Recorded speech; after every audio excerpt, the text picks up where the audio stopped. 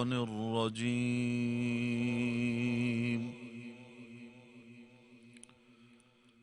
بسم الله الرحمن الرحيم.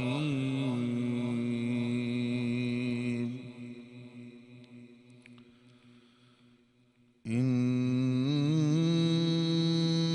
للمتقين مفازا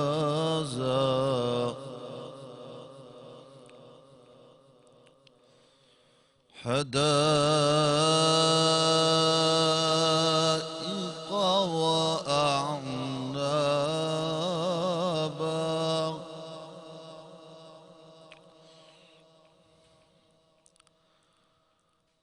وكواعب أترابا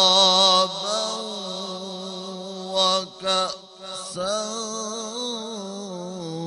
دهاقا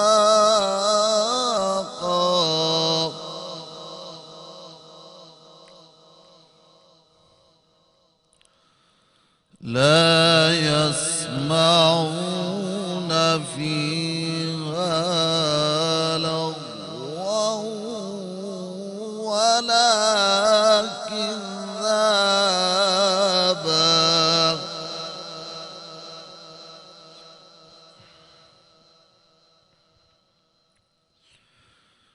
جزاء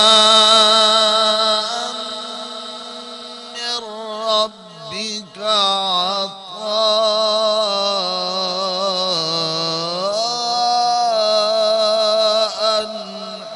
حسابا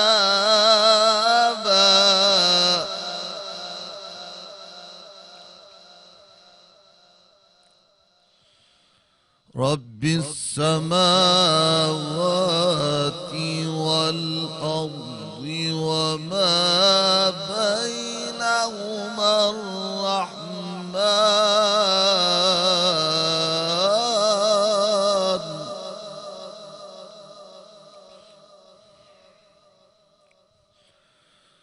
رب السماوات والأرض وما بينهما الرحمن لا يملكون منه خطابا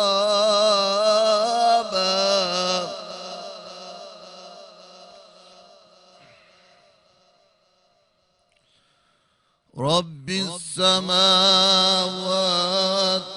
والأرض وما بينهما الرحمن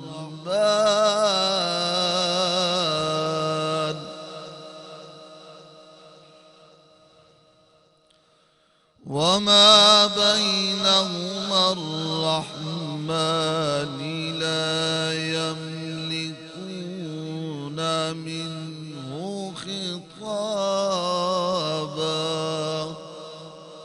صدق الله العظيم. بے شک پرہیزگاروں کے لیے کامیابی ہے. باغ اور انگور اور نوجوان ہم عمر عورتیں اور پیالے چھلکتے ہوئے نہ وہاں بیہودہ باتیں سنیں گے اور نہ جھوٹ. آپ کے رب کی طرف سے حساب اعمال بدلہ آتا ہوگا. جو رب ہے آسمانوں اور زمینوں کا اور جو کچھ ان کے درمیان ہے اور بڑا مہربان ہے، وہ اس بات نہیں کر سکیں گے اور بے شک اللہ بہت رحیم ہے. اور بے شک اللہ بہت رحیم ہے. یہی حقیقت ہے کائنات کی، یہی سب سے بڑی صداقت ہے. انوار رمضان سے جڑے تمام سامعین، ناظرین، ہم دونوں کی جانب سے، نور فاطمہ اور سلیمان سیانی کی جانب سے آپ سب سدا سلام اور سلامتی کے سائے میں رہیں. آمین. اعوذ باللہ من الشیطان الرجیم. بسم اللہ الرحمن الرحیم. اللہ کی پناہ چاہتا ہوں میں شیطان مردود سے اور اللہ کے نام سے شروع کرتا ہوں جو بڑا مہربان اور نہایت رحم والا ہے۔ آج ایک بہت اہم ترین بات سے ہم آغاز کریں گے۔ ہم روزانہ دل میں یہ پڑھ کر آغاز کرتے ہیں۔ آج بآواز بلند اس بات سے آغاز کرنے کا مقصد یہ تھا کہ ایک پیام آپ تک پہنچانا تھا، ایک بات آپ تک پہنچانی تھی۔ بسم اللہ الرحمن الرحیم 19 حروفوں پہ مشتمل یہ ایک چھوٹی سی آیت پڑھنے میں بہت آسان اور ہلکی ہے، لیکن نامہ اعمال میں بہت بھاری اور وزنی ہے۔ بسم اللہ الرحمن الرحیم پڑھ کر آغاز کرنے والوں کے لیے جنت کے سارے دروازے کھول دیے جاتے ہیں، جہنم کے سارے دروازے بند کر دیے جاتے ہیں۔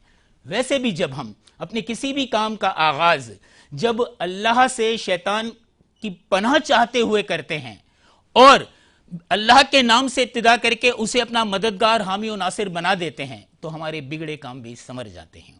بسم اللہ الرحمن الرحیم کی صرف ایک چھوٹی سی برکت بتاؤں کہ حضرت عیسیٰ علیہ السلام اپنے حواریوں کے ساتھ گزر رہے تھے، دور سے دیکھا کہ آگ کے بہت بلند شعلے اٹھ رہے ہیں۔ آپ نے سوچا یہ آگ کے شعلے اس بیاباں میں کہاں سے اٹھ رہے ہیں؟ اپنے حواریوں کے ساتھ اس آگ کے شعلوں کو ڈھونڈتے ہوئے جب آئے تو دیکھا کہ ایک قبر سے وہ شعلے اٹھ رہے ہیں۔ آپ سجدے میں گر گئے۔ لوگوں نے وہاں بتایا کہ اس قبر سے بہت عرصے سے آگ کے شعلے اٹھتے ہوئے دکھائی دیتے ہیں۔ آپ سجدے میں گر گئے، 2 رکعت نفل پڑی اور اللہ تعالیٰ سے مخاطب ہوئے کہ اللہ یہ کیا ماجرا ہے؟ کہا یہاں ایک ایسا شخص دفن ہے جو ساری زندگی گناہ کرتا رہا، نافرمان رہا، کبھی مجھے یاد نہیں کیا، اس پر کئی برسوں سے عذاب قبر ہے۔ آپ نے توبہ و استغفار کی اور حواریوں کے ساتھ چلے گئے۔ 2-3 سال بعد دوبارہ لوٹے، دیکھا کہ ایک جگہ سے سفر کرتے ہوئے آ رہے ہیں، ہواؤں میں خوشبو ہی خوشبو ہے، مہک ہی مہک ہے، معطر فضائیں ہیں۔ آپ حیران ہوئے کہ یہ خوشبو کا مرکز کون سا ہے۔ آپ دوبارہ اس کا تعاقب کرتے ہوئے اس جگہ پہنچے تو اسی قبر پر پہنچے جہاں 2-3 سال پہلے جہاں سے گزر ہوا تھا، اور اس قبر سے آگ کے شعلے بلند ہو رہے تھے۔ اسی قبر سے مہکتی ہوئی ہوائیں چل رہی ہیں، ٹھنڈی ہوائیں چل رہی ہیں، خوشبوئیں آ رہی ہیں۔ آپ حیران ہوئے، دوبارہ اللہ کے حضور سر بسجود ہو گئے اور پوچھا اللہ یہ کیا ماجرا ہے؟ اللہ نے کہا جس شخص کو ہم عذاب قبر میں رکھے ہوئے تھے، جب وہ مرا تو اس کے مرنے کے بعد اس کے یہاں بیٹے کی ولادت ہوئی۔ جب بیٹا 3 سال کا ہوا تو اس کی ماں اس کی انگلی پکڑ کر اسے مدرسے میں لائی، اسے قاری کے سامنے بٹھایا۔ قاری نے جو اسے پہلا لفظ پڑھنا سکھایا وہ تھا بسم اللہ الرحمن الرحیم۔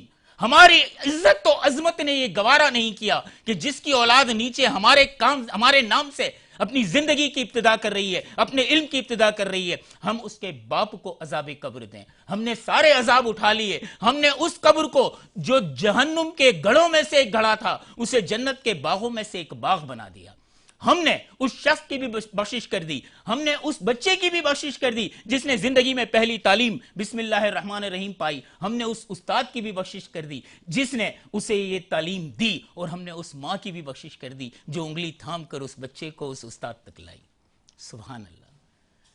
تمہارے نام سے ہر کام کا آغاز کرتے ہیں، تمہیں پر ہے بھروسہ اور تمہیں پر ناز کرتے ہیں۔ اللہ تعالیٰ پہ بھروسہ رکھیں، اسی کے نام سے ہر کام کا آغاز کریں، انشاءاللہ زندگی میں کوئی مقصد ایسا نہیں ہوگا جو آپ حاصل نہ کر پائیں۔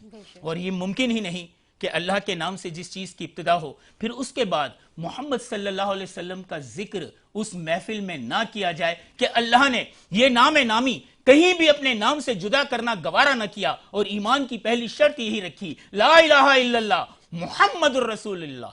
آئیے اسی تجدید کے ساتھ، اسی کلمہ توحید کے ساتھ دربار رسالت محمد صلی اللہ علیہ وسلم میں ہدیہ نعت پیش کریں گے۔ قرأت آپ نے سماعت فرمائی قاری گلفراز مالکی سے، ترجمہ آپ نے سماعت فرمایا نور فاطمہ سے، اور اب ہم ثنا خوانی سنیں گے محترم انس قادری صاحب کی۔ میری الفت مدینے سے یوں ہی نہیں، میرے آقا کا روضہ مدینے میں ہے، میں مدینے کی جانب نہ کیسے کھینچوں میں مدینے کی جانب نہ کیسے کھینچوں میرا دین اور دنیا مدینے میں ہے میرا دین اور دنیا مدینے میں ہے عرش اعظم پہ جس کی بڑی شان ہے روضہ مصطفیٰ جس کی پہچان ہے روضہ مصطفیٰ جس کی پہچان ہے جس کا ہم پلہ کوئی محلہ نہیں ایک ایسا محلہ مدینے میں ہے میری الفت مدینے سے یوں ہی نہیں میرے آقا کا روضہ مدینے میں ہے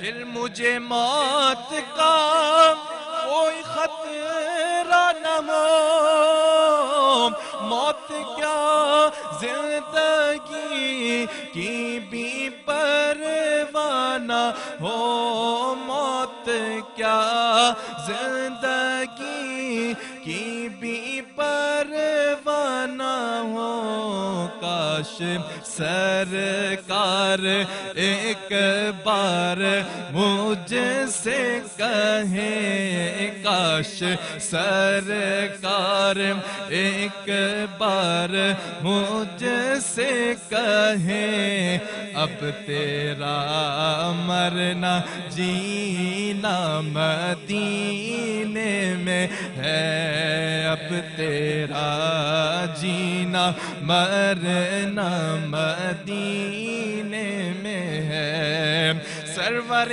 دو جہاں سے دعا ہے میری ہاں بدو چشم نو التجا ہے میری ہاں بدو چشم نو التجا ہے میری ان کی فہرست میں میرا بھی نام ہو جن کا روزانہ جانا مدینے میں ہے